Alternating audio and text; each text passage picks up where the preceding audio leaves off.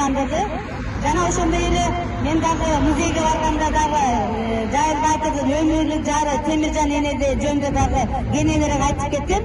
Сиздер эми биздин Кыргыздын учугун алай турган, Кыргыздын башка мамлекеттерде Кыргыздын кыздары менен сыймыктана турган кыздардан болуштарыңызды каалап кетем. Ушул мектепти ийгиликтүү аяктап, жагы каалаган кесиптерге ээ болуп, Кыргыз үчүн, Кыргыздын эли үчүн кызмат кылат деп аябай тилегим зор силерден. Анан Темиржан эне жөнүндө жана дагы айтып кетем. Темиржан энебиздин да баатырдык абдан зор болгон. Ошо Темиржан энеде болуп, кайраттуу болуп, аябай жакшы, акылдуу, эстүү, сулуу кыздардан болгонуңуздарды каалап кетем. Жана дагы калган каалоолор айтылат. Эми бул эстелик болгондон кийин кичине эле ушул гүл коюу аземибиз жакшы өттү деп тилейм.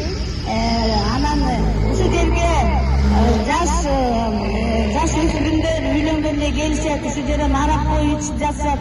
Ушундай арак койго келип таазим этип, сыйынып, ушул биздин Кыргыз мамлекеттүүлүгүн, элин сактаган ата-бабабызды канын жанын төгүп, ушул жерибизди, өлкөбүздү сактап, мамлекетибизди мына улантып келатабыз да турабы?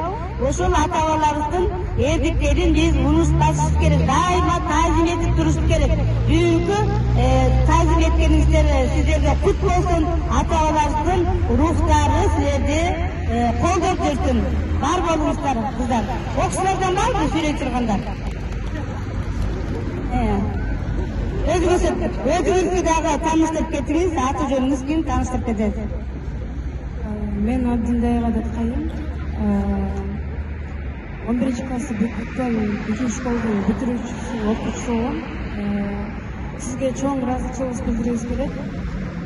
Биз ушундай негизи музейлерди барып турган эмеспиз, кызыкчу да эмеспиз.